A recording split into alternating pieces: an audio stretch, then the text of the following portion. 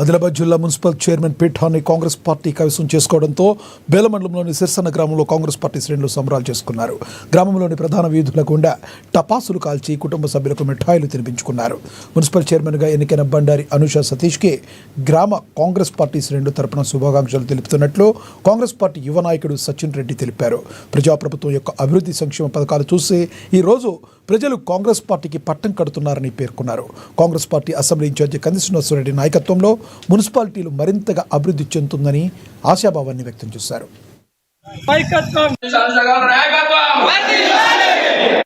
Municipal ఎన్నికల సందర్భంగా ఈరోజు చైర్పర్సన్, వైస్ చైర్పర్సన్ ఎన్నిక చేయబడింది. ఈ సందర్భంగా